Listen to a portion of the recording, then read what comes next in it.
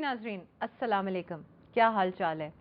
अच्छा नाजरीन, अभी मंडे गुजरा है ना, तो मैं अक्सर सोचती हूँ कि मंडे जो है ना, हफ्ते का एक ऐसा दिन है जिस दिन हर कोई कहता है अल्लाह आई हेट मंडेज। और फिर उसके बाद जैसे जैसे दिन रोल ऑन होते हैं वीक के, और फिर फ्राइडे आता है, फिर सैटरडे, फिर संडे, तो बंदा फिर ज़रा खुश होना शुरू हो जाता है। तो मंडे के दिन की लिहाज से ये है कि मंडे को थोड़ी सी एक्सरसाइज जो है ना वो कर लिया करें, क्योंकि उसमें ये होता है कि आपके जो स्ट्रेस है ना of the letter coming on week जो है वो कम हो जाता है। तो उस मंडे को मैंने तो अपना ये शेवा बनाया कि मंडे मॉर्निंग को ना मैं अपनी एक्सरसाइज कुछ ज़्यादा करती हूँ, ताकि मुझे जो एक डिप्रेशन हो रही होती है कि पूरा वीक एक काम का है, वो ज़रा थोड़ा सा कम हो जाता है। इसके अलावा आजकल ना बड़े मज़े के वाटरमेलन्स आए हुए हैं। वाटरमेलन्स का फ़ायदा सेहत के ऊपर बहुत है। एक तो ये कि पानी उसमें ज़्यादा होता है, तो जो डिहाइड्रेशन के चांसेस है वो कम हो जाते हैं।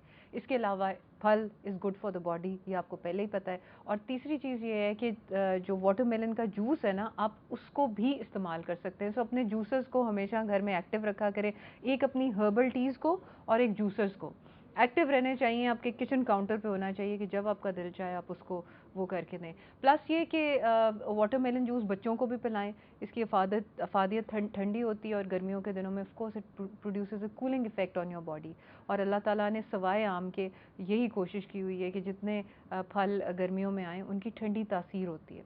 अच्छा नाजरीन, अब आती है बात जनाब, हम बात करते हैं जब बॉडी की, तो बॉडी का एक इम्पॉर्टेंट जिसको कहते हैं ना, जो उसका केमिकल सिस्टम होता है वो लिवर होता है। और हमारी आज की गुफ्तगू जो है वो इसी के गिर्द महवर करेगी कि वो लोग जिनको कोई लिवर से रिलेटेड प्रॉब्लम्स हैं या लिवर की प्रॉब्लम्स हैं, वो अपने लाइव क्वेश्चंस करें। और उसके लिए हमने डॉक्टर असदुल्ला एजाज साहब को बुलाया, who is an assistant professor of medicine, और ये कंसल्टेंट फिजिशियन है इकरा हॉस्पिटल में, और लिवर क्लिनिक भी रन करते हैं। और इसी वजह से इनको बुलाया गया है कि लिवर के जो हैं प्रॉब्लम्स वो बहुत ज़्यादा फैल रहे हैं, जिसमें हेपेटाइटिस सर फहरिस्त है। और वो हेपेटाइटिस की एक किस्म नहीं है बल्कि 3-4 इकसाम का है, जिनमें से कुछ मुज़र बहुत मुज़र हैं, और कुछ जो हैं जो कि फिर भी, लेकिन everything has a brand on the liver. तो उसके सिलसिले में क्या करना चाहिए, आपकी कॉल्स के भी मुंतज़र हैं और क्वेश्चंस भी पूछेंगे। तो आए चल के डॉक्टर साहब से मिलते हैं। जी अस्सलाम वालेकुम डॉक्टर जी साहब, वालेकुम क्या सलाम। हाल चाल है जी आपके? अल्हम्दुलिल्लाह, अल्लाह का शुक्र। Thank you for inviting me. आपका शुक्रिया। नॉट एट ऑल जी, हमारी तो ये जी कोशिश जी होती है कि हमारे नाजरीन को बेस्ट ऑफ द फिजिशियन से सही इन्फॉर्मेशन पहुंचे, जी थैंक क्योंकि यू। सही इन्फॉर्मेशन जो है ना वो बहुत ज़रूरी है कि बिल्कुल इंसान को किस तरीके से मोडस ऑपरेंडी होना चाहिए। बिल्कुल। क्योंकि लोग अताइयों के पास और ऐसे लोगों के पास चले जाते हैं जहाँ पे प्रॉब्लम उनका ज़्यादा बिगड़ के आगे फिटैलिटी की तरफ चला जाता जी बिल्कुल, यही आपकी बड़ी ही वैलिड है बात। आपने देखा होगा हमारे मुल्क में हेपेटाइटिस बी और सी स्टेडीली राइज कर रहे हैं।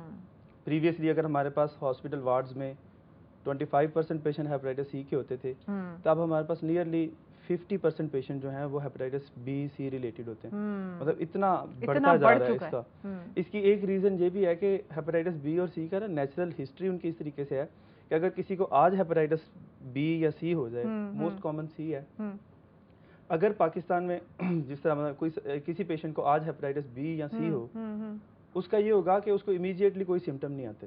सही, मोस्ट ऑफ द साइलेंट है। टाइम हाँ साइलेंट है। पेशेंट जो है वो बिल्कुल हंसता खेलता है, जिंदगी गुजार रहा होता है, कोई उसको सिम्टम नहीं होते। अगर वो किसी वजह से टेस्ट करवा ले, ब्लड देने जाए या वैसे कोई बाहर जाना हो, टेस्ट करवा ले, तो हेपेटाइटिस सी निकल आता है। अब उस वक्त ये होता है कि वो फिर अताइयों के और इनके हथे चढ़ जाता है। वो क्या करते हैं, वो उसको एक टेस्ट होता है जिगर का SGPT, बिल्कुल, जो कि लिवर के डैमेज को शो करता है। अब हेपेटाइटिस सी में लिवर का डैमेज मुसलसल नहीं होता, वो कम ज्यादा होता रहता है। कभी SGPT बढ़ जाता है, कभी कम हो लोअर हो जाता है, जाता लो है। हो हाँ। जाता है। बिल्कुल। उसका फिर ये होता है कि वो लोग जो होते हैं ना ताई, वो उन्हें कुछ भी खिलाते रहे। आप एक पेशेंट को पानी भी पिलाते रहे ना सादा, आहिस्ता आहिस्ता 2-3 माह बाद उसका SGPT कम होगा, ज्यादा सही, होगा, कम होगा। सही, वो सही। उसका कहते हैं SGPT करवाते रहो, किसी जगह से करवाते रहो, कुछ अरसे बाद वो नॉर्मल हो जाता है।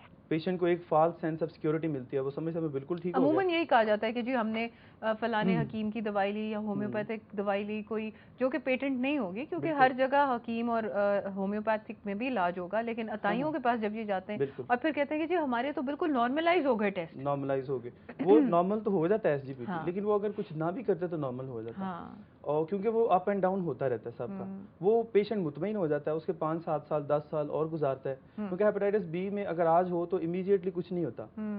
तकरीबन 20 साल लगते हैं पेशेंट को ना, सिरोसिस जिसको हम कहते हैं जिगर का सुकड़ जाना होने में, और तकरीबन 20 साल। बहुत, हाँ। तो वो आपने पेशेंट ने साल 2 साल इलाज करवाया, मुतमईन हो गया, होगा ये कि वो आज से 10 साल बाद 15 साल बाद सडनली उसको कोई ब्लड की वॉमिटिंग आएगी या उसके पाँव सूज जाएंगे और वो पता चलेगा ये तो इसका अब लिवर यहाँ फेल पे हो ये गया। सारा कुछ ही So, होता है। ये बहुत बड़ा प्रॉब्लम है हमारे यहाँ आप पे। बिल्कुल सही कह रहे हैं। सबसे पहले हम जो डिस्कशन करते हैं ना, क्योंकि हेपेटाइटिस बी और सी जो हैं वो जी, ज़्यादा बिल्कुल। फल्मिनेंट होते हैं और जी, ज़्यादा जी। फेटल होते हैं, जी बिल्कुल। तो उसके बारे में आप बताएं कि इनकी मोड्स ऑफ ट्रांसमिशन क्या है।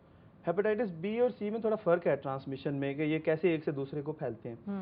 हेपेटाइटिस सी जो है ना, इसका आज तक जो प्रूवन मोड है, जो हम यकीन के साथ कह सकते हैं कि जिस तरह फैलता है, वो है खून के जरिए। ठीक। आप जिस पेशेंट को है, अगर उसका खून किसी को लग जाए तो फिर तो है, अदरवाइज नहीं होता। ब्लड बॉर्न है, बिल्कुल। आप ये कुछ लोगों का ख्याल है कि हेपेटाइटिस सी पानी से लग जाता है, कुछ लोगों का ख्याल है हाथ मिलाने से, ऐसा नहीं होता। हाँ। अगर किसी को हेपेटाइटिस सी है तो आपको उसको कोई घर में छूत बनाने की जरूरत नहीं होती कि जी उसके बर्तन अलहदा कर दो, उसकी चीजें अलहदा कर दो। हाँ, जिस चीज़ पे उसका ब्लड होने का चांस है, जैसे उसका सेफ्टी रेजर है, उसका टूथब्रश है, वो चीज़ें कोई और यूज़ ना करे। कंघी बाकी वगैरह। हाँ, बाकी चीज़ें आप सारी, मतलब आप एक प्लेट में खाना खा सकते हैं, एक गिलास में पानी पी सकते हैं, ऐसे नहीं। और हेपेटाइटिस बी का? हेपेटाइटिस बी का मोड ऑफ ट्रांसमिशन थोड़े से ज़्यादा है। इसमें इसका जो है ना, ये ज़्यादा इन्फेक्शियस है। इन्फेक्शियस से मेरा मुराद है कि ज़्यादा फैलने का इसका। जी डॉक्टर साहब, अभी इस पे मज़ीद बात करते हैं, एक ब्रेक का टाइम हो गया है। नाजरीन प्लीज़ ब्रेक पे जाएं।